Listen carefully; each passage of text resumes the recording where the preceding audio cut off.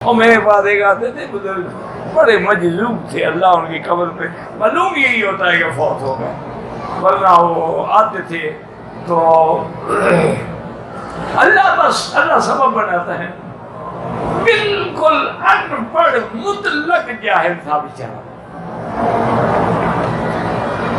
Dubai کے علاقے میں کسی مسجد کے باہر رات کو بیٹھا ہوا اللہ کے دربار میں رو رہا تھا، اللہ کا ذکر کر رہا تھا کہ ایک نوجوان اپنی بیگم کے ساتھ وہیں سے گزرے، دیکھا کہ ایک بوڑھا آدمی ہے، فریاد کر رہا ہے، اس کے پاس بھوکھا ہے، اللہ عالم کیا بات ہے۔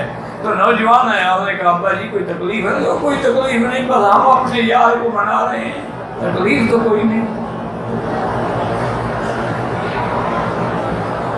انہوں نے کہا بھائی ہم تو اور ہمارا یار بغیر رونے کے مانتا ہی نہیں نا۔ سمجھ گئے کہ یہ کوئی اللہ والا ہے۔ انہوں نے کہا حضرت ہم دونوں میاں بیوی نوجوان بھی ہیں، ہم عمر بھی ہیں، اور ہمارے اندر کوئی میڈیکل کمی بھی نہیں ہے، لیکن اولاد نہیں ہوتی، ہمارے لیے دعا کرتے ہیں۔ لیکن دعا کی کیا ضرورت ہے، میں اللہ میرے کو کہہ دوں گا جاؤ اولاد ہو جائے گی، اور مجھے بات نہیں دے رہے، دعا کر دو۔ کیوں دعا کرو؟ دعا تو اتنا سستی ہے، باقی تمہارا کام ہے وہ ہم اللہ میرے کو کہہ دیں گے۔ وہ کہتی ہیں کہ اسی سال اس کو اللہ نے اولاد دی، تو اس نوجوان نے بھی یہ وظیفہ بنا دیا کہ اس کو ڈھونڈتا رہتا تھا، اس کے کپڑے پہنچانا، اس کا کھانا پہنچانا، اور ہر سال اس کو عمرے پہ بھی بھیجنا، حج پہ بھی بھیجنا، اور فرسٹ کلاس کی ٹکٹ لے کے بھیجنا۔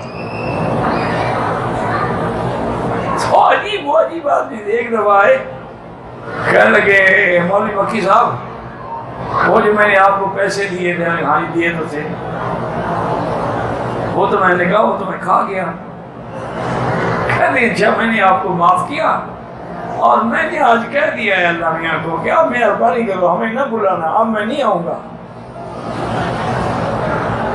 اب مجھ سے نہ طواف ہوتا ہے، نہ صفا مروا دوڑی جاتی ہے، نہ عرفات تک پیدل چلا جاتا ہے۔ اللہ میاں پھر بلا لیتے ہیں، مارنا چاہتے ہیں مجھے۔ اس دن کے بعد خدا کی شان ہے وہ پھر نہیں ہے، اللہ عالم وہ کہاں چلے گئے۔